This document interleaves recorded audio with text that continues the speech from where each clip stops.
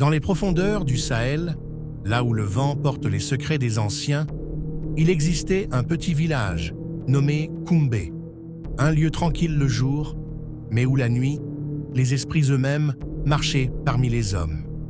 On racontait qu'à chaque pleine lune, un marché invisible apparaissait à minuit. Un marché où l'on pouvait échanger n'importe quoi, une vache, un souvenir, ou même une partie de son âme. Et ce soir-là, un jeune homme nommé Amadou allait briser l'interdit que ses ancêtres respectaient depuis des siècles. Autour du feu, les anciens racontaient les vieilles histoires. Parmi eux, la vieille Néné Koumba, la doyenne du village, leva sa main ridée. Néné Koumba. À minuit, les tambours du vent résonnent. Si tu entends leur appel, ne sors jamais, car ce n'est pas le vent que tu entendras, mais les djinns qui commercent leur malédiction. Les enfants tremblaient, mais Amadou, jeune forgeron curieux, riait doucement. Amadou, des histoires pour effrayer les petits. Je ne crois que ce que je vois, Néné Koumba, soupirant. Alors tu verras mon fils, et tu regretteras. Cette nuit-là, la lune brillait comme un œil ouvert sur le monde. Le village s'endormait lentement, sauf Amadou. Guidé par la curiosité, il sortit de sa case, traversa le village désert et marcha jusqu'à la place du baobab sacré. Il posa la main sur le tronc. Soudain, le vent s'arrêta. Le temps lui-même sembla retenir son souffle. Un tambour résonna, puis 2, puis 1000, et le sol se mit à trembler. Sous ses yeux émerveillés, le village changea. Les cases devinrent des tentes de lumière. Des silhouettes flottantes apparurent, vendant des fioles, des masques, des âmes sous forme de perles lumineuses. C'était le marché des esprits. Les étals étaient étranges. Un vieil esprit vendait des rêves d'enfants dans des calebasses. Une femme sans visage troquait des mémoires heureuses contre des morceaux d'ombre. Un djinn à la peau bleue et aux yeux d'or s'approcha d'Amadou, le djinn. « Toi, jeune forgeron, que cherches-tu ici ?» ?»« Amadou, je veux comprendre votre monde. » Le djinn sourit.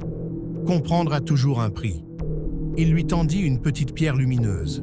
« Donne-moi un souvenir de ton enfance et je t'offrirai la connaissance du feu sacré. » Amadou, fasciné, accepta.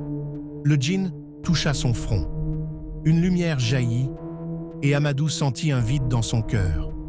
Son plus beau souvenir, celui du rire de sa mère, venait de disparaître. Amadou vit autour de lui d'autres humains perdus dans la foule, livides, les yeux vides. Certains vendaient des parties de leur âme pour de l'or. D'autres échangeaient leur voix contre des bijoux. Le marché des esprits n'était pas un lieu de commerce. C'était une épreuve.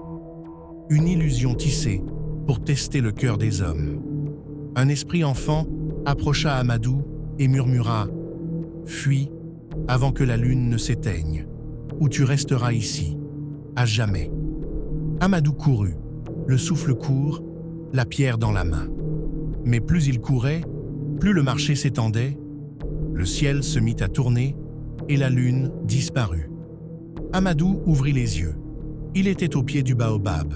Le soleil se levait. Autour de lui, tout semblait normal. Mais quand il rentra au village, il vit la vieille Néné Koumba l'attendre, le regard sombre. « Néné Koumba, tu es revenu, mais pas tout entier. » Amadou ne comprenait pas, jusqu'à ce qu'il entende une femme rire au loin, et qu'aucun souvenir ne lui revienne. Sa mère, son enfance, effacée. Dans sa main, la pierre du djinn brillait faiblement, le prix de sa curiosité. Les années passèrent. Amadou devint un forgeron renommé, mais parfois, les nuits de pleine lune, on disait voir une lueur bleue danser dans sa forge. Certains prétendent que le djinn ne l'avait jamais quitté, qu'à travers le feu, il continuait à commercer. Cette fois, non plus avec les esprits, mais avec les hommes. Dans chaque village, chaque forêt, chaque vent, dorment des esprits anciens. Certains offrent des dons, d'autres réclament des dettes. Et toi, voyageur, si tu entends un tambour à minuit, ferme les yeux et souviens-toi, certains marchés ne se paient pas en or, mais en mémoire.